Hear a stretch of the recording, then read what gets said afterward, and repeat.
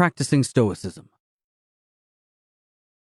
I will end this book by sharing some of the insights I have gained in my practice of Stoicism. In particular, I will offer advice on how individuals wishing to try Stoicism as their philosophy of life can derive the maximum benefit from the trial with the minimum effort and frustration. I will also describe some of the surprises, as well as some of the delights that lie in store for would-be Stoics. The first tip I would offer to those wishing to give Stoicism a try is to practice what I have referred to as stealth Stoicism. You would do well, I think, to keep it a secret that you are a practicing Stoic. This would have been my own strategy had I not taken it upon myself to become a teacher of Stoicism. By practicing Stoicism stealthily, you can gain its benefits while avoiding one significant cost: the teasing and outright mockery of your friends, relatives, neighbors, and co-workers. It is, I should add, quite easy to practice Stoicism on the sly. You can, for example, engage in negative visualization without anyone being the wiser. If your practice of Stoicism is successful, friends, relatives, neighbors, and co-workers might notice a difference in you, a change for the better, but they will probably be hard-pressed to explain the transformation. If they come to you, perplexed, and ask what your secret is, you might choose to reveal the sordid truth to them, that you are a closet Stoic. My next piece of advice for would-be Stoics is not to try to master all the Stoic techniques at once, but to start with one technique and, having become proficient in it, go on to another. And a good technique to start with, I think, is negative visualization. At spare moments in the day, make it a point to contemplate the loss of whatever you value in life. Engaging in such contemplation can produce a dramatic transformation in your outlook on life. It can make you realize, if only for a time, how lucky you are, how much you have to be thankful for, almost regardless of your circumstances. It is my experience that negative visualization is to daily living as salt is to cooking.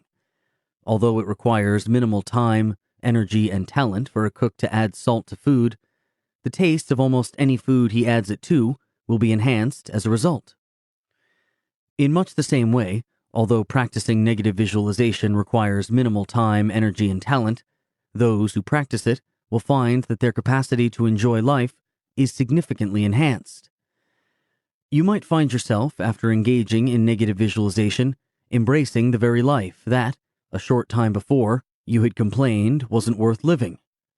One thing I have discovered, though, in my practice of Stoicism, is that it is easy to forget to engage in negative visualization, and as a result, to go for days or even weeks without having visualized. I think I know why this happens. By engaging in negative visualization, we increase our satisfaction with our circumstances, but on gaining this sense of satisfaction, the natural thing to do is simply enjoy life. Indeed, it is decidedly unnatural for someone who is satisfied with life to spend time thinking about the bad things that can happen. The Stoics, however, would remind us that negative visualization, besides making us appreciate what we have, can help us avoid clinging to the things we appreciate. Consequently, it is as important to engage in negative visualization when times are good as it is when times are bad. I tried making it my practice to engage in negative visualization each night at bedtime, as a part of the bedtime meditation described back in Chapter 8. But the experiment failed. My problem is that I tend to fall asleep remarkably fast after my head hits the pillow. There simply isn't time to visualize. I have instead made it my practice to engage in negative visualization, and more generally to assess my progress as a Stoic, while driving to work. By doing this, I transform idle time into time well spent. After mastering negative visualization, a novice Stoic should move on to become proficient in applying the trichotomy of control described in Chapter 5. According to the Stoics, we should perform a kind of triage in which we distinguish between things we have no control over, things we have complete control over, and things we have some but not complete control over. And having made this distinction, we should focus our attention on the last two categories. In particular, we waste our time and cause ourselves needless anxiety if we concern ourselves with things over which we have no control. I have discovered, by the way, that applying the trichotomy of control, besides helping me manage my own anxieties, is an effective technique for allaying the anxieties of the non-Stoics around me, which anxieties might otherwise disrupt my tranquility. When relatives and friends share with me the sources of anxiety in their lives, it often turns out that the things they are worried about are beyond their control. My response to such cases is to point this out to them. What can you do about this situation? Nothing? Then why are you worrying about it? It is out of your hands, so it is pointless to worry. And, if I am in the mood, I follow this last comment with a quotation from Marcus Aurelius. Nothing is worth doing pointlessly. It is interesting that even though some of the people I have tried this on can charitably be described as anxiety-prone, they almost always respond to the logic of the trichotomy of control. Their anxiety is dispelled, if only for a time. As a Stoic novice, you will want, as part of becoming proficient in applying the trichotomy of control, to practice internalizing your goals. Instead of having winning a tennis match as your goal, for example, make it your goal to prepare for the match as best you can and to try your hardest in the match.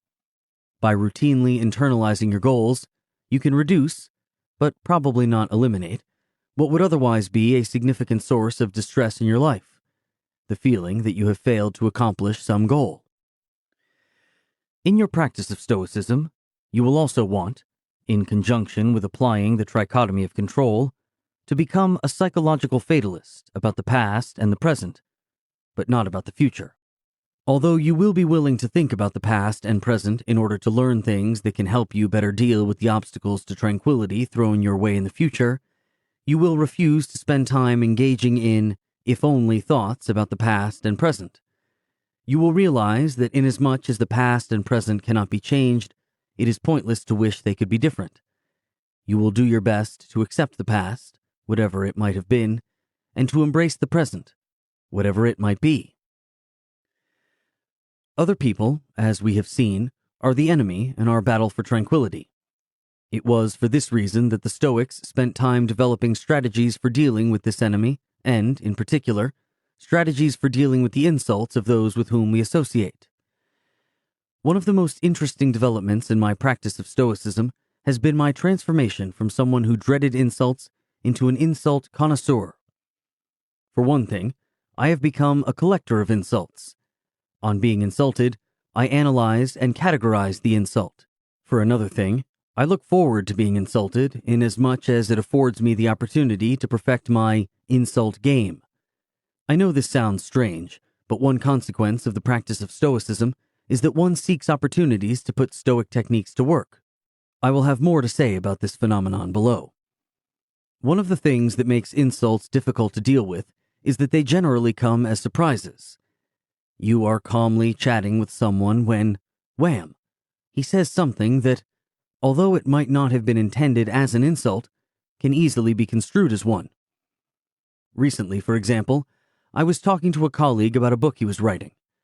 He said that in this book he was going to comment on some political material I had published.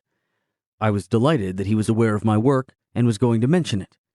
But then came the put-down. "I'm trying to decide," he said, "whether in my response to what you have written, I should categorize you as evil or merely misguided." Realize that such comments are to be expected from academics. We are a pathetically contentious lot. We want others not only to be aware of our work, but to admire it and, better still, to defer to the conclusions we have drawn.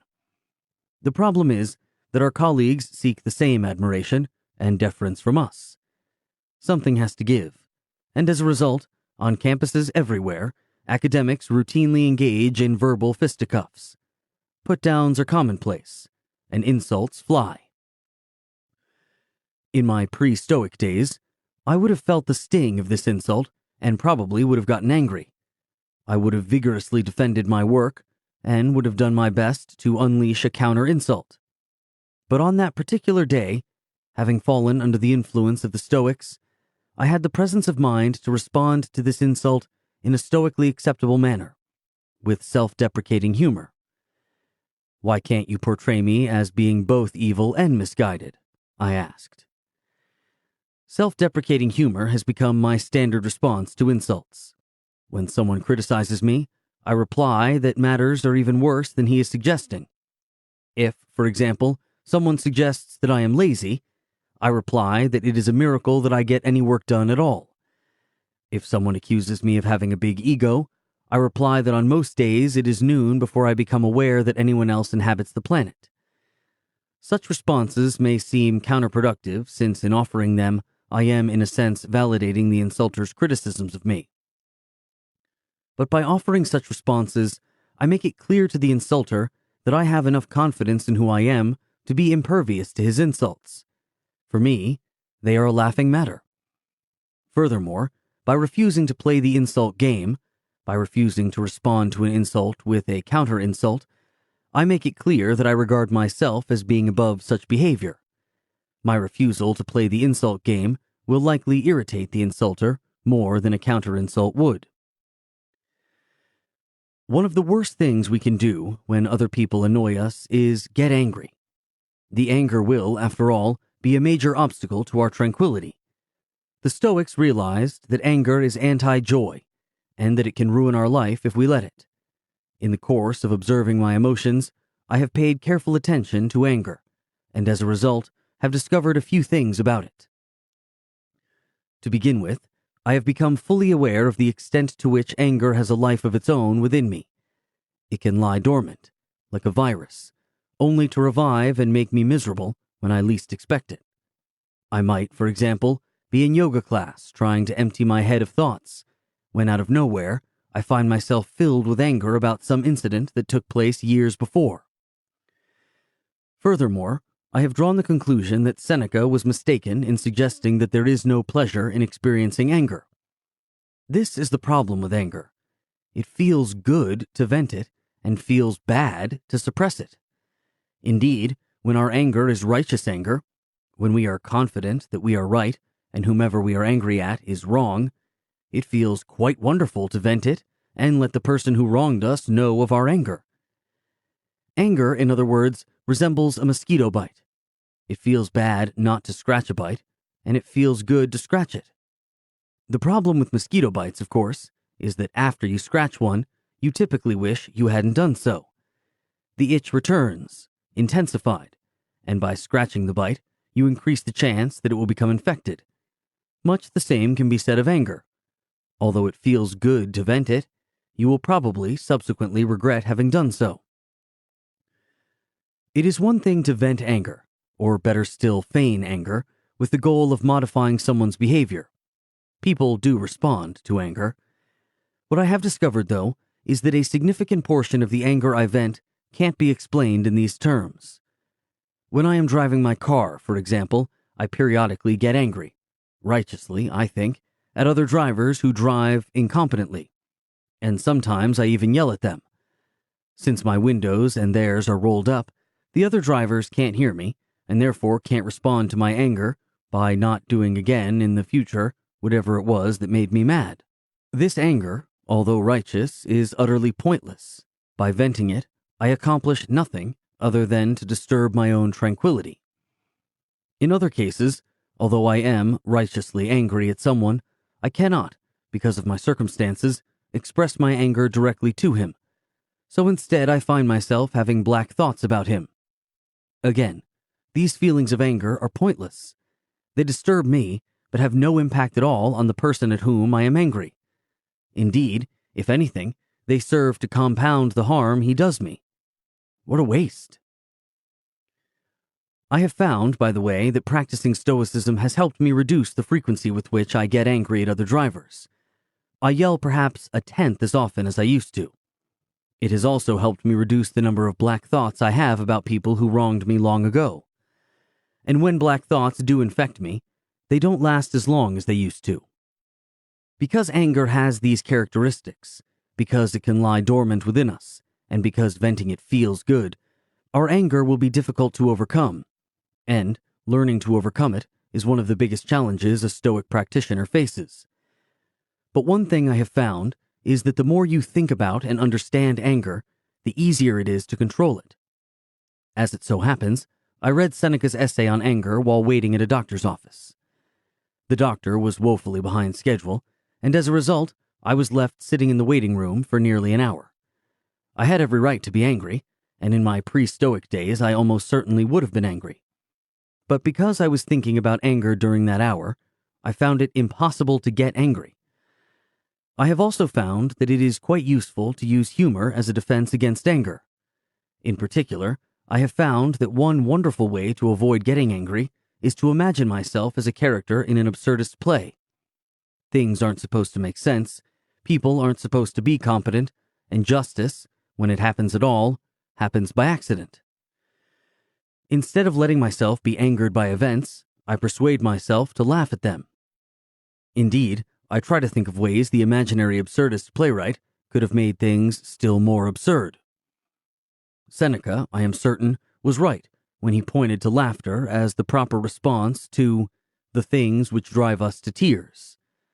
Seneca also observes that he shows a greater mind who does not restrain his laughter than he who does not restrain his tears, since the laughter gives expression to the mildest of the emotions and deems that there is nothing important, nothing serious, nor wretched either, in the whole outfit of life. Besides advising us to imagine bad things happening to us, the Stoics, as we have seen, advise us to cause bad things to happen as the result of our undertaking a program of voluntary discomfort. Seneca, for example, advises us periodically to live as if we were poor, and Musonius advises us to do things to cause ourselves discomfort. Following this advice requires a greater degree of self-discipline than practicing the other Stoic techniques does. Programs of voluntary discomfort are therefore best left to advanced Stoics. I have experimented with a program of voluntary discomfort. I have not attempted to go barefoot, as Musonius suggested, but I have tried less radical behavior, such as underdressing for winter weather, not heating my car in the winter, and not air conditioning it in the summer. I have also started taking yoga classes. Yoga has improved my balance and flexibility, reminded me of the importance of play, and made me acutely aware of how little control I have over the contents of my mind. But besides conferring these and other benefits on me, yoga has become a wonderful source of voluntary discomfort. While doing yoga, I twist myself into poses that are uncomfortable, or that in some cases border on being painful. I will, for example, bend my legs until they are at the very edge of a cramp, and then back off a bit. My yoga teacher, though, never talks about pain. Instead, she talks about poses giving rise to too much sensation. She has taught me how to breathe into the place that hurts, which, of course, is physiologically impossible if what I am experiencing is, say, a leg cramp, and yet the technique undeniably works. Another source of discomfort, and admittedly of entertainment and delight as well, is rowing. Shortly after I began practicing Stoicism, I learned to row a racing shell, and have since started racing competitively. We rowers are exposed to heat and humidity in the summer, and to cold, wind, and sometimes even snow in the spring and fall. We are periodically splashed, unceremoniously, with water. We develop blisters and then calluses. Whittling down calluses is a favorite off-water activity of serious rowers. Besides being a source of physical discomfort, rowing is a wonderful source of emotional discomfort. In particular, rowing has provided me with a list of fears to overcome. The racing shells I row are quite unstable. Indeed, given half a chance, they will gleefully dump a rower into the water. It took me considerable effort to overcome my fear of flipping, by successfully surviving 3 flips. From there, I went on to work through other fears, including a fear of rowing in the pre-dawn darkness, a fear of pushing off from the dock while standing up in the boat, and a fear of being out in the middle of a lake, hundreds of yards from the nearest shore, in a tiny boat that has thrice betrayed me. Whenever you undertake an activity in which public failure is a possibility, you are likely to experience butterflies in your stomach. I mentioned above that since becoming a Stoic, I have become a collector of insults. I have also become a collector of butterflies. I like to engage in activities, such as competitive rowing, that give me butterflies simply so I can practice dealing with them. These feelings are, after all, an important component of the fear of failure, so that by dealing with them, I am working to overcome my fear of failure. In the hours before a race, I experience some truly magnificent butterflies. I do my best to turn them to my advantage. They make me focus on the race that lies ahead. Once a race has begun, I have the pleasure of watching the butterflies depart. I have also turned elsewhere in my pursuit of butterflies. After I began practicing Stoicism, for example, I decided to learn how to play a musical instrument, something I had never done before. The instrument I chose was the banjo. After several months of lessons, my teacher asked if I wanted to participate in the recital his students give. I initially rejected the offer. It sounded like no fun at all to risk public humiliation trying to play banjo in front of a bunch of strangers. But then it occurred to me that this was a wonderful opportunity to cause myself psychological discomfort and to confront, and hopefully vanquish, my fear of failing. I agreed to take part. The recital was the most stress-inducing event I had experienced in a long time. It isn't that I have a fear of crowds. I can, with zero anxiety, walk into a classroom of 60 students I have never met and start lecturing them. But this was different. Before my performance, I experienced butterflies the size of small bats. Not only that, but I also slipped into an altered state of consciousness in which time was distorted and the laws of physics seemed to stop working. But to make a long story short, I survived the recital. The butterflies I experience racing in a regatta or giving a banjo recital are, of course, a symptom of anxiety, and it might seem contrary to Stoic principles to go out of my way to cause myself anxiety.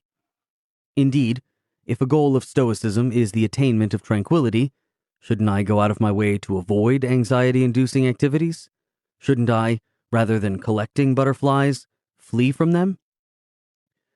Not at all. In causing myself anxiety by, for example, giving a banjo recital, I have precluded much future anxiety in my life. Now, when faced with a new challenge, I have a wonderful bit of reasoning I can use. Compared to the banjo recital, this new challenge is nothing. I survived that challenge, so surely I will survive this one. By taking part in the recital, in other words, I immunized myself against a fair amount of future anxiety. It is an immunization, though, that will wear off with the passage of time, and I need to be re-immunized with another dose of butterflies. When doing things to cause myself physical and mental discomfort, I view myself, or at any rate a part of me, as an opponent in a kind of game. This opponent, my other self, as it were, is on evolutionary autopilot. He wants nothing more than to be comfortable and to take advantage of whatever opportunities for pleasure present themselves. My other self lacks self-discipline.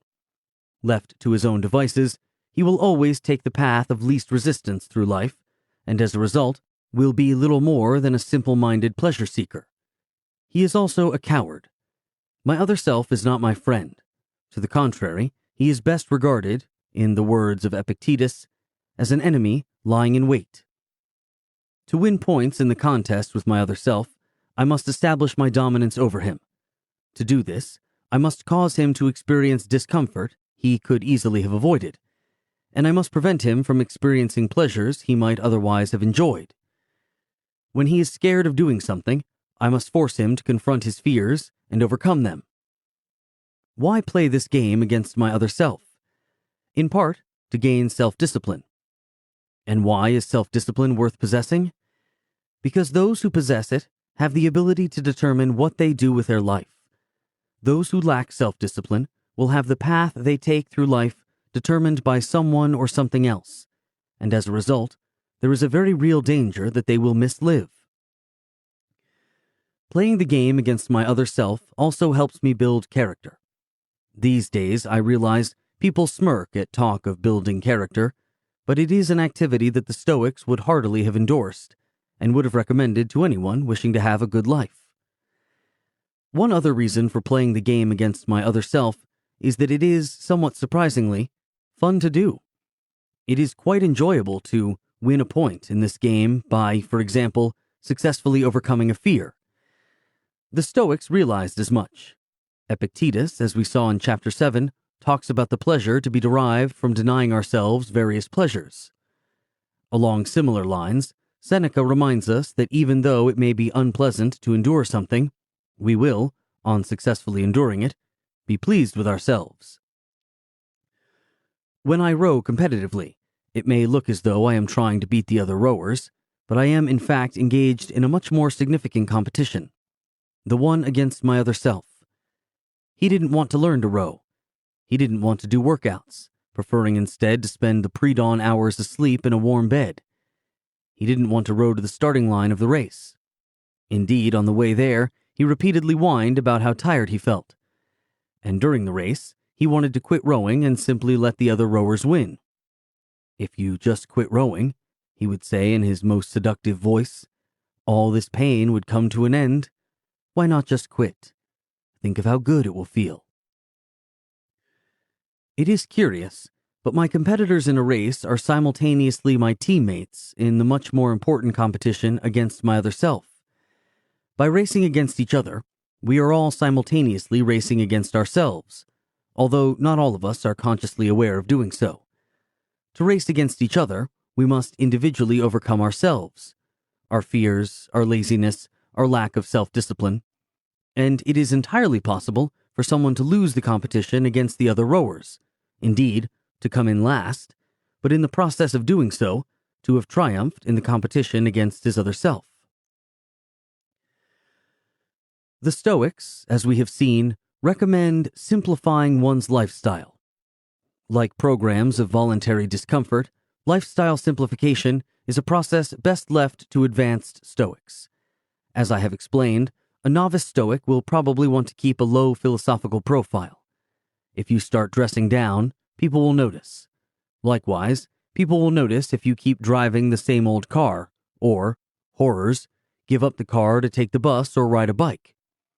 People will assume the worst, impending bankruptcy, perhaps, or even the early stages of mental illness. And if you explain to them that you have overcome your desire to impress those who are impressed by a person's external trappings, you will only make matters worse. When I started experimenting with a simplified lifestyle, it took some getting used to. When, for example, someone asked me where I had gotten the t-shirt I was wearing, and I answered that I had bought it at a thrift store, I found myself feeling a bit ashamed. This incident made me appreciate Cato's manner of dealing with such feelings.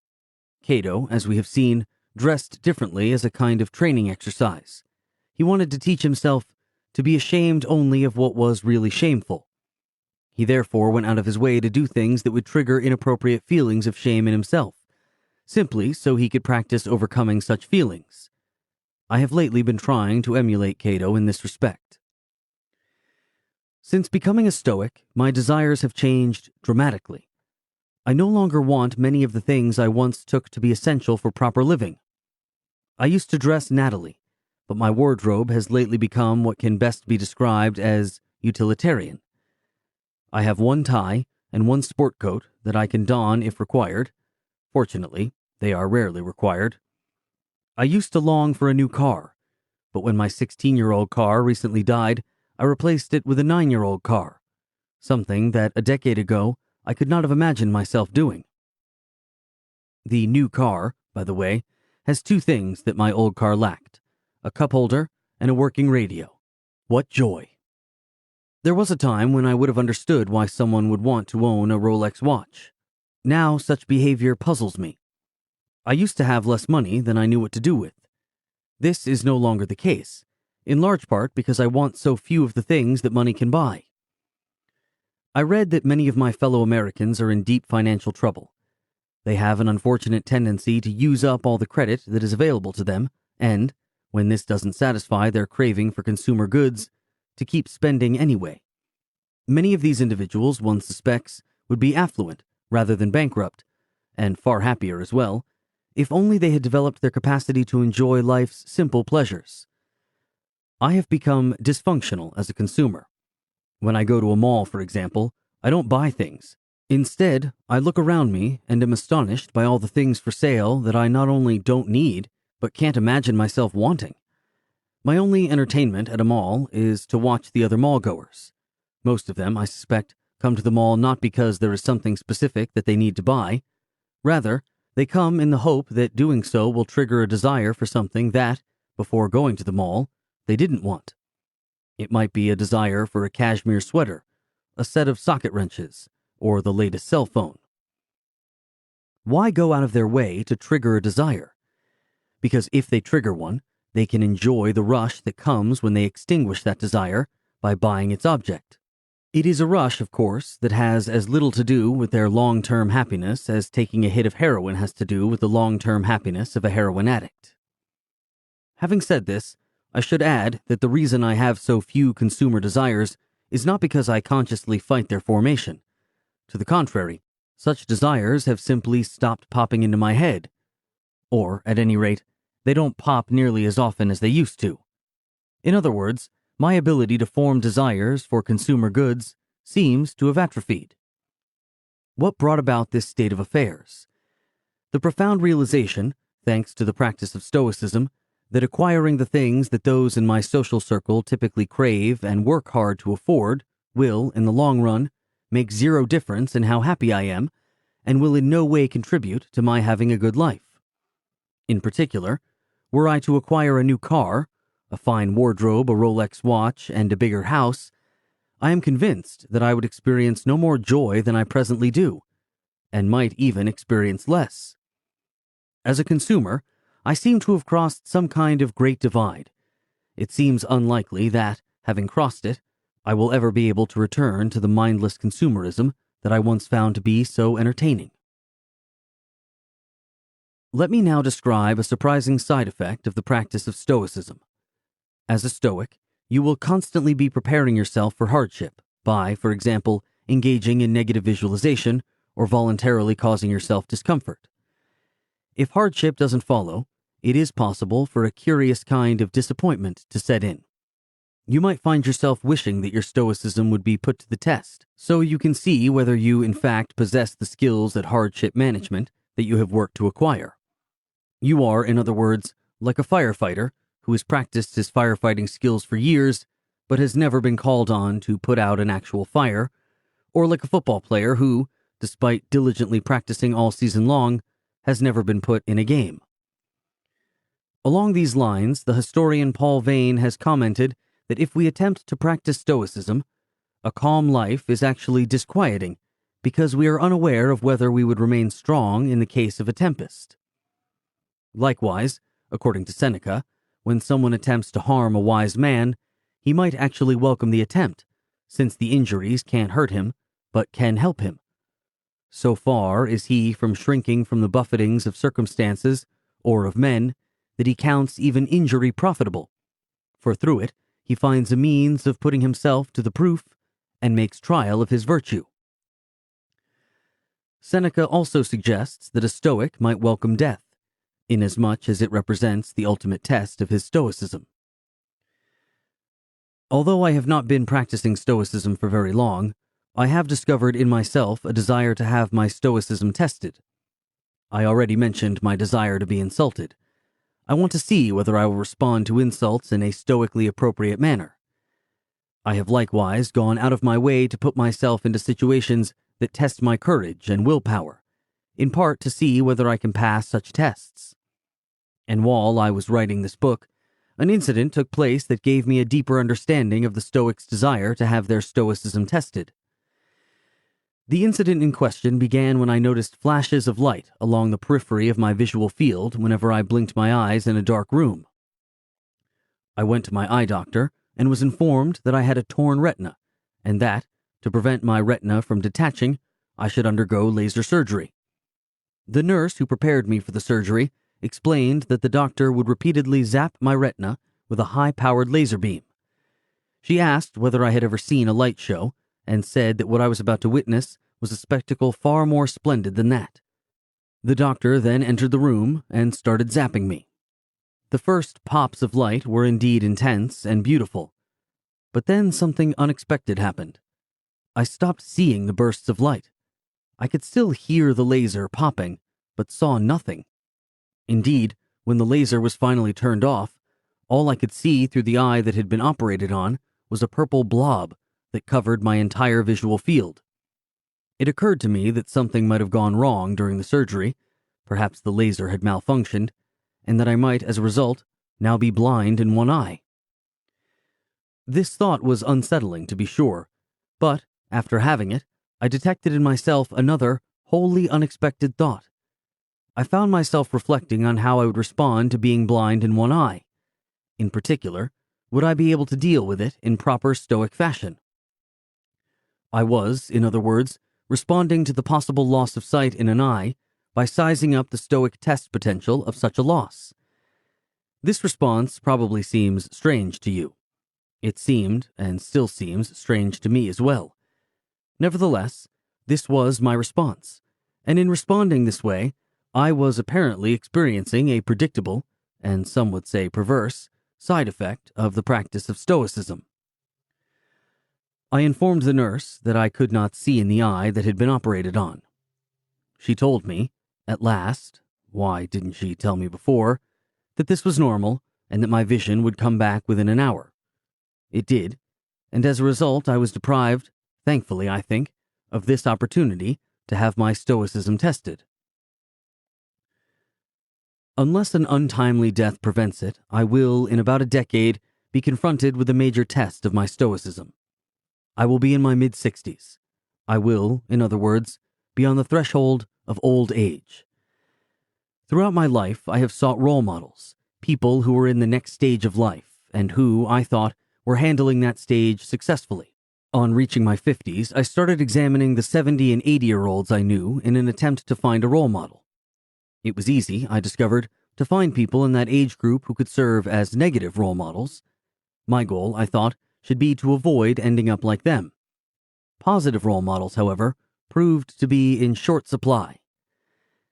When I went to the 70 and 80-year-olds I knew and asked for advice on dealing with the onset of old age, they had an annoying tendency to offer the same nugget of wisdom.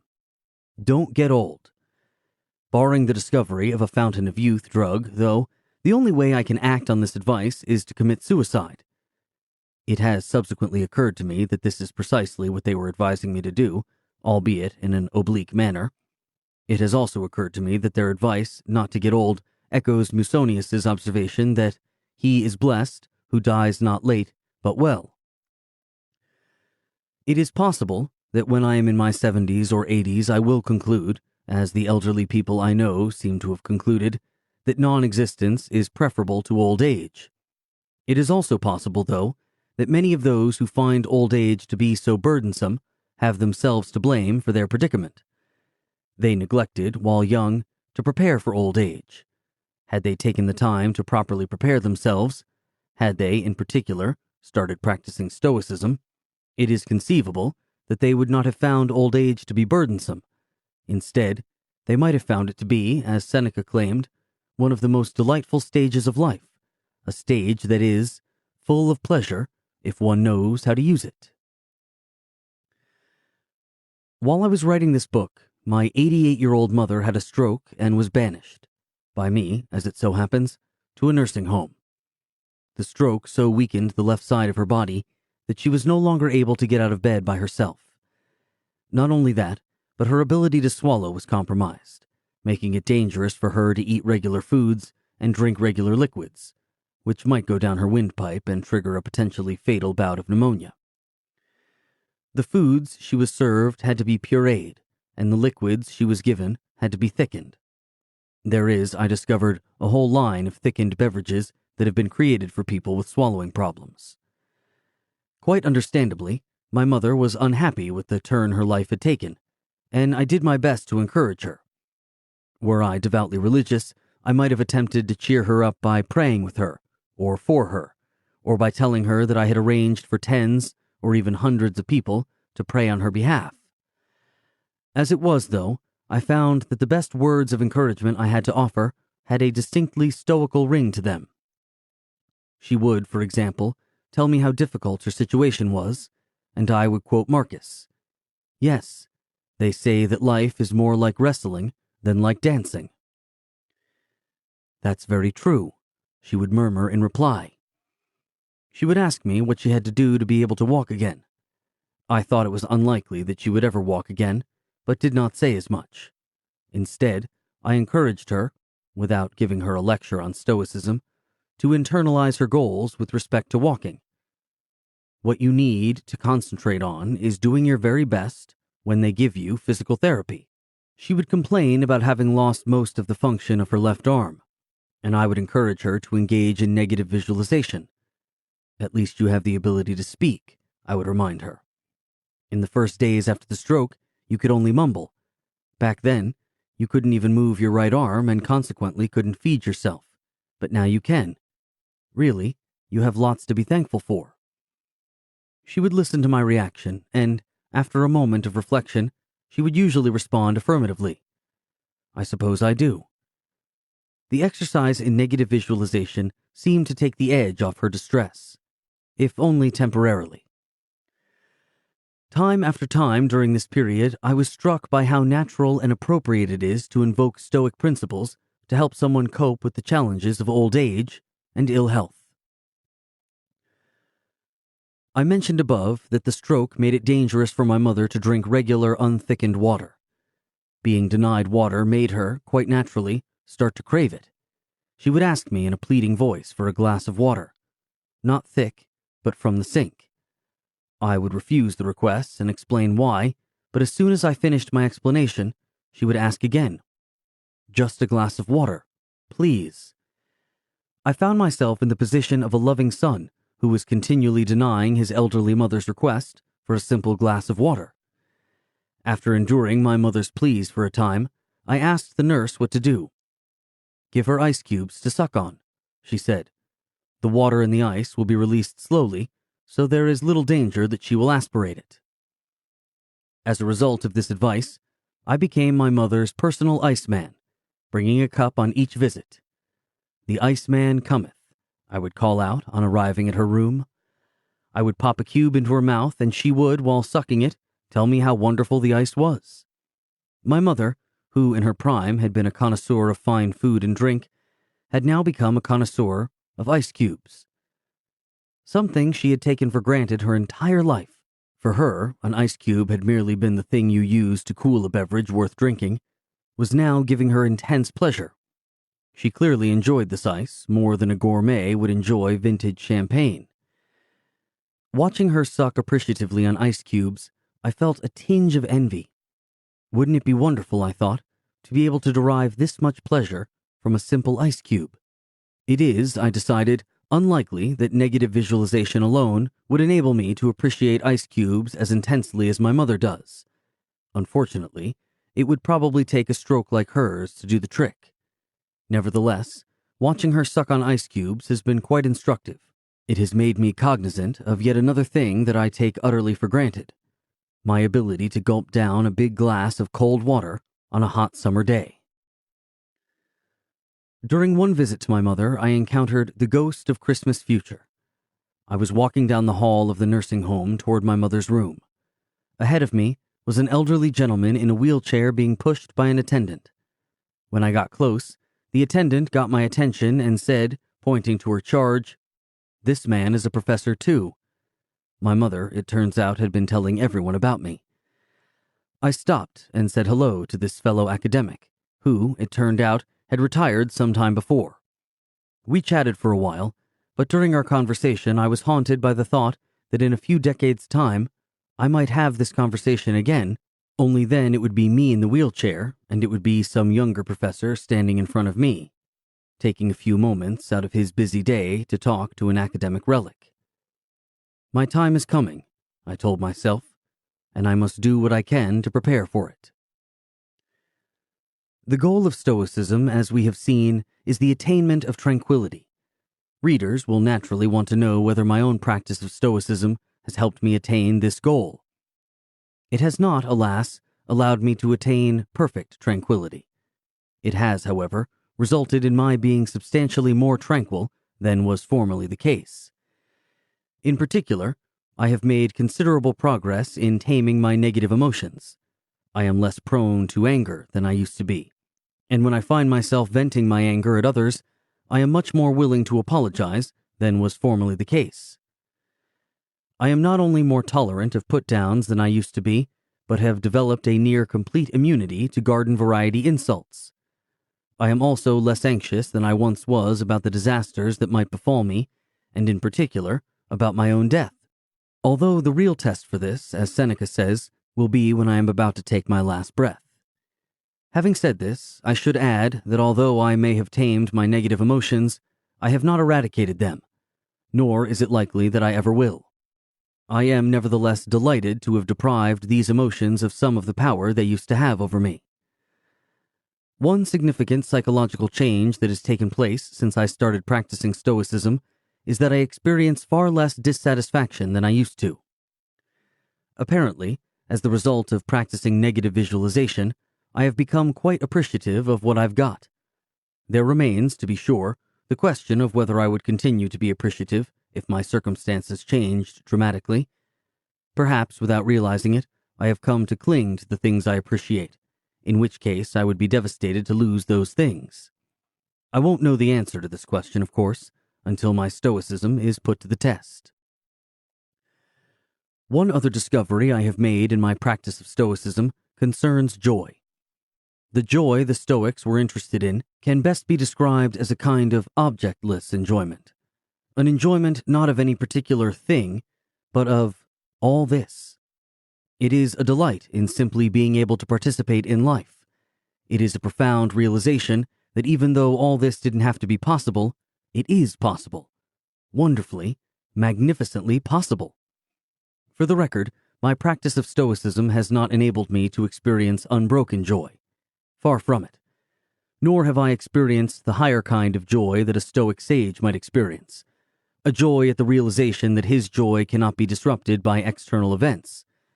But my practice of Stoicism does seem to have made me susceptible to periodic outbursts of delight in all this. It is curious, but when I started experiencing these outbursts, I wasn't quite sure what to make of them. Should I embrace my feelings of joy, or hold them at arm's length? Indeed, should I, as a sober-minded adult, attempt to extinguish them? I have since discovered that I am not alone in being suspicious of feelings of joy. Then it dawned on me what utter foolishness it would be to do anything other than embrace them. And so I have. These comments, I realize, make me sound disgustingly self-satisfied, and boastful to boot.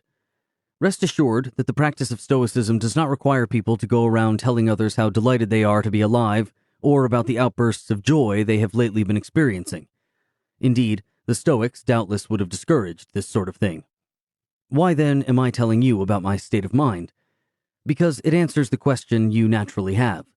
Does Stoicism deliver the psychological goods it promises?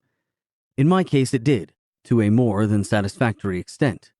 Having made this point, though, I will in the future do my best to be admirably modest in any public assessments I offer regarding my state of mind. Although I am a practicing Stoic, let me confess, in these closing paragraphs, that I have some misgivings about the philosophy.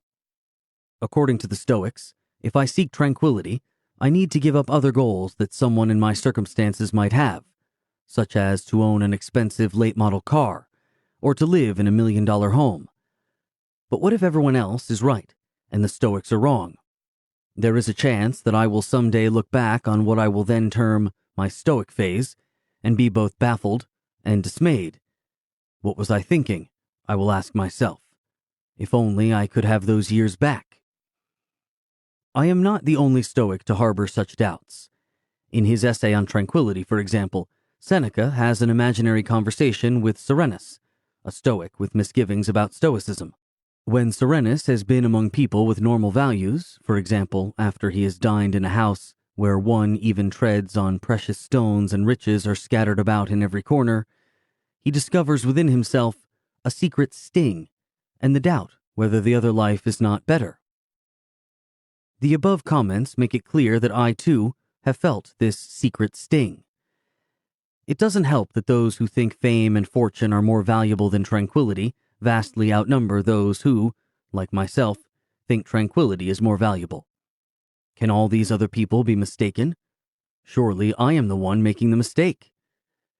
At the same time, I know, thanks to my research on desire, that almost without exception, the philosophers and religious thinkers who have contemplated life and the way people normally live it have come to the conclusion that it is the vast majority of people who are making a mistake in their manner of living. These thinkers have also tended to gravitate toward tranquility as something very much worth pursuing, although many of them disagreed with the Stoics on how best to pursue it. When I start having second thoughts about Stoicism, my current practice is to recall that we live in a world in which certainty is possible only in mathematics. We live, in other words, in a world in which, no matter what you do, you might be making a mistake. This means that although it is true that I might be making a mistake by practicing Stoicism, I might also be making a mistake if I reject Stoicism in favor of some other philosophy of life. And I think the biggest mistake, the one made by a huge number of people, is to have no philosophy of life at all. These people feel their way through life by following the promptings of their evolutionary programming, by assiduously seeking out what feels good and avoiding what feels bad. By doing this, they might have a comfortable life, or even a life filled with pleasure. The question remains, however, whether they could have a better life by turning their back on their evolutionary programming and instead devoting time and energy to acquiring a philosophy of life. According to the Stoics, the answer to this question is that a better life is possible, one containing perhaps less comfort and pleasure, but considerably more joy. I suspect that in coming decades, should I live that long, whatever doubts I may have had about Stoicism will fall by the wayside as the aging process takes its toll. Stoic techniques can improve a life when times are good, but it is when times are bad that the efficacy of these techniques becomes most apparent. If I find Stoicism to be beneficial in my 6th decade of life, I am likely to find it to be indispensable in my 8th or 9th decade. Unless I am an unusual person, my biggest tests in life lie ahead. I will, I think, be glad to have developed an understanding and appreciation of Stoicism before these tests are administered. It would be nice to have a proof that Stoicism, or some other philosophy of life, is the correct philosophy. Unfortunately, the proof offered by the Stoics is unconvincing, and an alternative proof is unlikely to be forthcoming. In the absence of such a proof, we must act on the basis of probabilities. For a certain kind of person, for a person in certain circumstances with a certain personality type, there are many reasons to think that Stoicism is worth a try. Practicing Stoicism doesn't take much effort. Indeed, it takes far less effort than the effort one is likely to waste in the absence of a philosophy of life. One can practice Stoicism without anyone's being any the wiser, and one can practice it for a time and then abandon it and be no worse off for the attempt. There is, in other words, little to lose by giving Stoicism a try as one's philosophy of life, and there is, potentially, much to gain. Indeed, according to Marcus, it is possible, through the practice of Stoicism, to gain a whole new life.